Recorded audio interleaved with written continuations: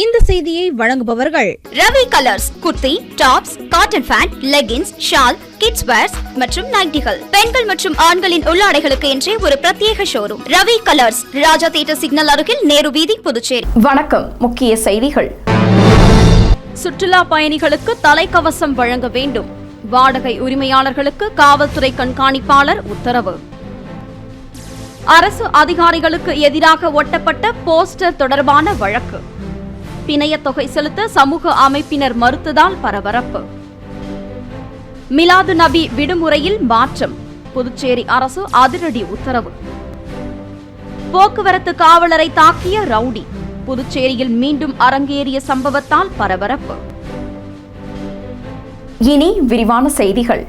வாடகை இருசக்கர வாகன உரிமையாளர்கள் சுற்றுலா பயணிகளுக்கு கட்டாயமாக தலைக்கவசமும் அளிக்க வேண்டும் என்று போக்குவரத்து காவல்துறை கண்காணிப்பாளர் உத்தரவிட்டுள்ளார்.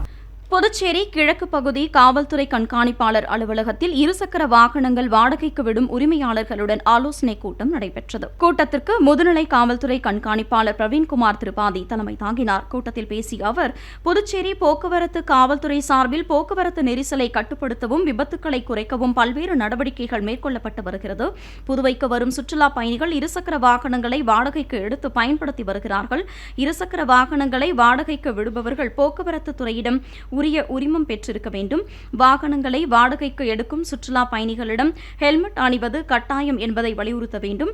மேலும் வாகனத்தை ஓட்டுபவர்கள் மட்டுமின்றி பின்னால் அமர்ந்து பயணம் செல்பவர்களும் ஹெல்மெட் அணிய வேண்டும். எனவே வாகனங்களுடன் தலைக்கவசங்களையும் சேர்த்து வழங்க வேண்டும்.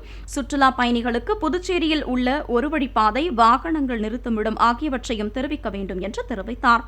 கூட்டத்தில் காவல்துறை கண்காணிப்பாளர் மோகன்குமார், செல்வம், ஆய்வாளர்கள் நாகராஜ், சுரேஷ் பாபு மற்றும் இருசக்கர வாகன வாடகை விடும் உரிமையாளர்கள் பலர் கலந்து கொண்டனர். அரசு அதிகாரிகளுக்கு எதிராக சுவரொட்டிகள் ஒட்டப்பட்ட வழக்கில் ஆஜரான சமூக அமைப்பினர் பிணையத் தொகை செலுத்த மறுத்ததால் பரபரப்பு ஏற்பட்டது. புதுச்சேரி நகர பகுதிகளில் கடந்த 2ஆம் தேதி திராவிடர் விடுதலைக் கழகம் என்ற பெயரில் பரபரப்பு சுவரொட்டிகள் ஒட்டப்பட்டிருந்தது. அதில் 1% உள்ள உயர் சாதிக்கு 10% இடஒதுக்கீடு கொடுத்து புதுச்சேரி மக்களின் கல்வி, வேலைவாய்ப்பை பறிக்கும் சதிகார சார்பு செயலர்கள் வாகனத்தை மறித்து முற்றுகை போராட்டம் என்று கூறப்பட்டிருந்தது. மேலும் அதில் தோழர்கள் கவனத்திற்கு என்று அழுகிய முட்டை, தக்காளி, மாட்டுச்சாணம் கண்டிப்பாக எடுத்து வரக்கூடாது என்றும் நாள், இடம் என்பதற்கு எங்கேயும் எப்போதும் என்று குறிப்பிடப்பட்டிருந்தது. இந்த சுவரொட்டி அரசு அதிகாரிகள் மத்தியில் அதிர்ச்சியை ஏற்படுத்தியது. இது தொடர்பாக புதுச்சேரி துணை ஆட்சியர் மாஜிஸ்திரேட் கோர்ட்டில் திராவிடர் விடுதலைக் கழக தலைவர் லோகு ஐயப்பன், இளங்கோ, ரவி உள்ளிட்ட பலர் மீது வழக்கு பதிவு செய்யப்பட்டது.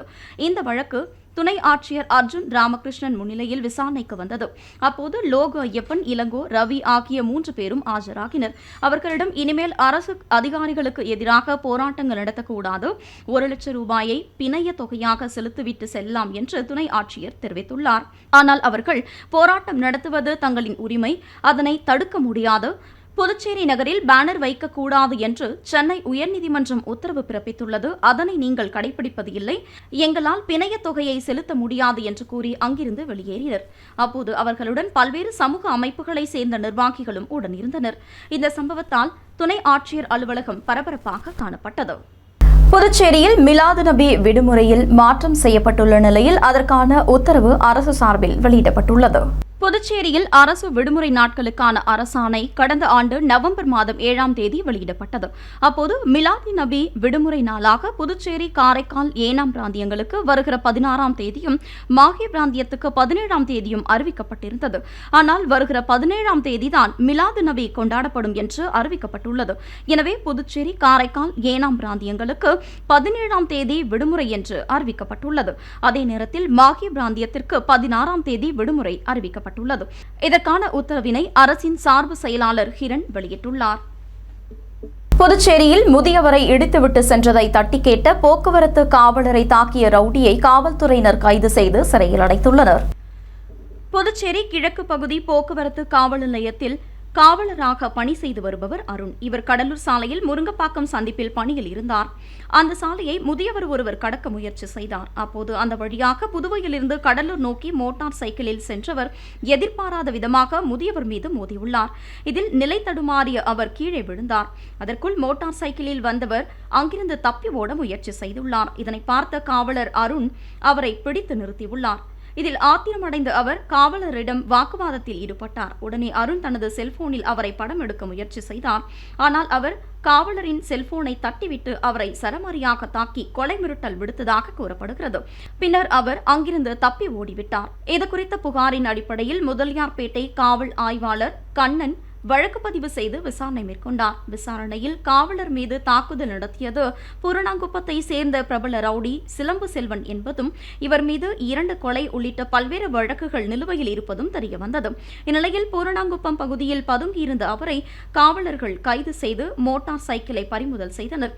பின்னர் நீதிமன்றத்தில் ஆஜர்படுத்தி காலாப்பட்டு சிறையில் அடைத்துள்ளனர். புதுச்சேரி உப்பளம் மற்றும் அதனை சார்ந்த பகுதிகளில் செப்டம்பர் 12ஆம் தேதி குடிநீர் விநியோகம் தடைப்படும் என்று பொதுப்பணித்துறை சார்பில் அறிவிக்கப்பட்டுள்ளது.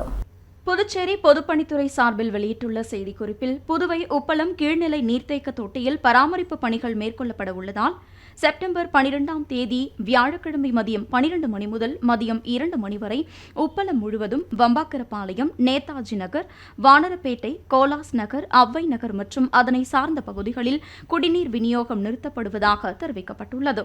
பொதுப்பணித்துறை பொது சுகாதார கோட்ட செயற்பொறியாளர் உமாபதி வெளியிட்டுள்ள இந்த செய்திக்குறிப்பில் பொதுமக்கள் தங்களது பணிகளை திட்டமிட்டுக் கொண்டு துறைக்கு ஒத்துழைப்பு அளிக்குமாறும் கேட்டுக் கொள்ளப்பட்டுள்ளனர். புதுச்சேரி அரசு அலுவலக உயர் அதிகாரிகள் தங்களின் சொந்த வேலைகளுக்காக வாடகை வாகனங்களை பயன்படுத்தி மக்களின் வரிப்பணத்தை விரயம் செய்வதாக முன்னாள் சட்டமன்ற உறுப்பினர் சாமிநாதன் குற்றம் சாட்டியுள்ளார்.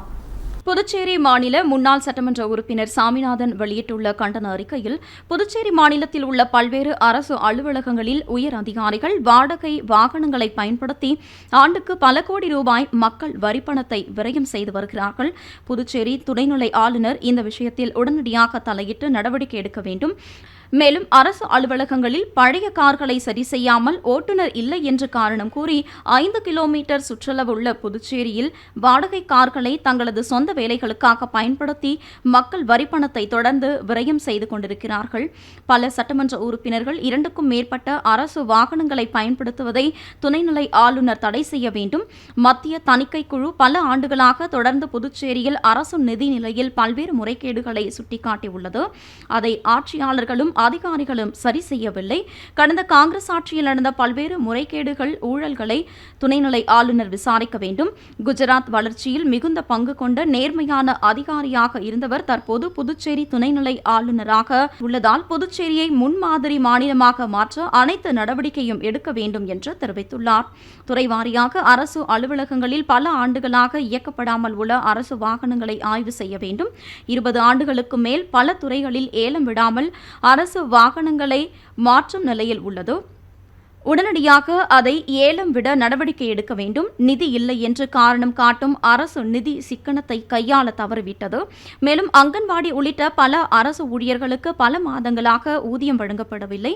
ஒருபுறம் வாடகைக்கு பல கோடி ரூபாய் அரசு தேவையற்ற வழி செலவு செய்து வருகிறது.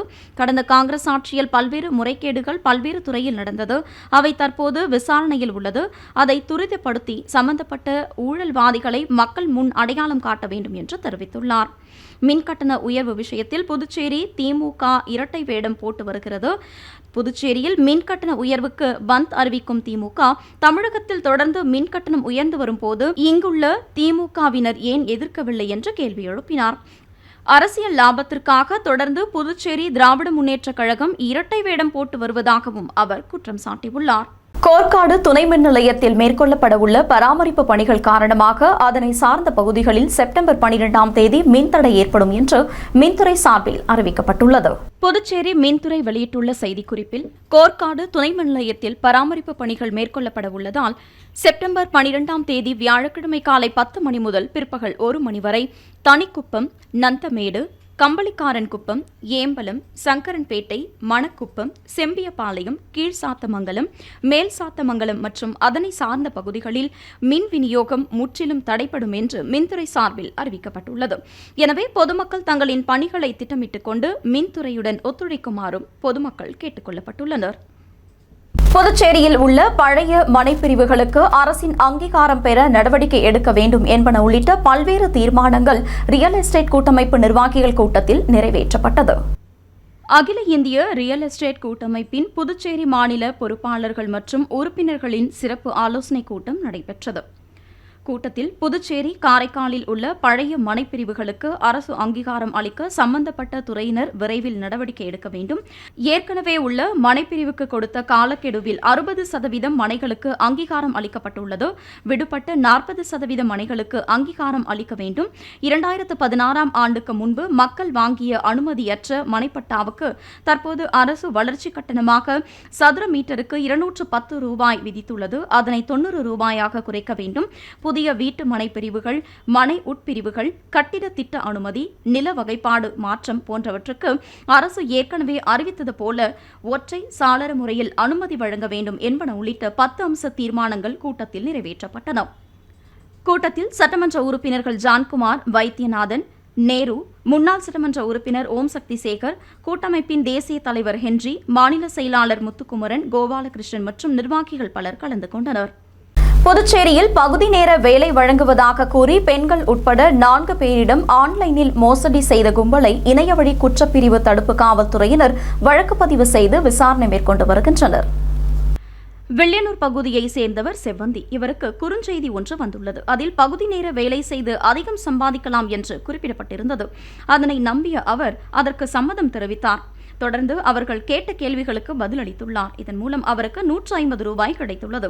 அதன் பின்னர் எதிர்முனையில் பேசிய மர்ம நபர் சிறிது பணம் முதலீடு செய்தால் அதிகம் சம்பாதிக்கலாம் என ஆசை வார்த்தை கூறியுள்ளார். இதையடுத்து செவ்வந்தி பல்வேறு தவணைகளாக 1,50,000 ரூபாயை ஆன்லைன் மூலம் முதலீடு செய்துள்ளார். அதன் மூலம் கிடைத்த பணத்தை தனது வங்கிக் கணக்கிற்கு மாற்ற முயற்சி செய்துள்ளார். ஆனால் முடியவில்லை. இதனால் தான் மோசடி செய்யப்பட்டதை அறிந்த அவர் புதுச்சேரி இணைய வழி குற்றப்பிரிவு காவல்துறையினரிடம் புகார் செய்துள்ளார்.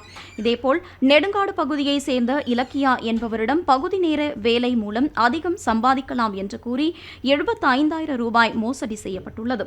புதுச்சேரியைச் சேர்ந்த சக்கரவர்த்தி என்பவரிடம் 17,300 ரூபாயும், தட்டாஞ்சாவடியைச் சேர்ந்த பழனிவேல் என்பவரிடம் 9,230 ரூபாயும் ஆன்லைனில் ஏமாற்றப்பட்டுள்ளனர். புதுச்சேரியில் ஆன்லைன் மூலம் 4 பேரிடம் ஒரே நாளில் 2,51,530 ரூபாய் மோசடி செய்யப்பட்டுள்ளது. இதுகுறித்து சைபர் கிரைம் காவல்துறையினர் வழக்கு பதிவு செய்து மோசடி கும்பலை வலைவீசி தேடி வருகின்றனர். இனி வருவது புதுவையில் இன்றைய தங்கம் மற்றும் வெள்ளி விலை நிலவரம். இன்றைய தங்கம் வெள்ளி விலை விவரம். புதுவையில் இன்றைய தங்கம் வெள்ளி விலை விவரம் வழங்குபவர்கள் முத்து கோல்ட் ஹவுஸ், பாண்டிச்சேரி. தங்கம் 1 கிராம் 6,715 ரூபாய். இன்றைய தங்கம் வெள்ளி விலை விவரம். வெள்ளி 10 கிராம் 885 ரூபாய். இத்துடன் ஏஎம்என் செய்திகள் நிறைவடைந்தன. வணக்கம். புதுச்சேரி உங்கள் ஏஎம்என் டிவி செய்திகளை யூடியூபில் உடனுக்குடன் காண ஏஎம்என் டிவி பாண்டிச்சேரி சேனலை சப்ஸ்கிரைப் செய்யுங்கள். பெல் பட்டனை மறக்காமல் கிளிக் செய்யுங்கள்.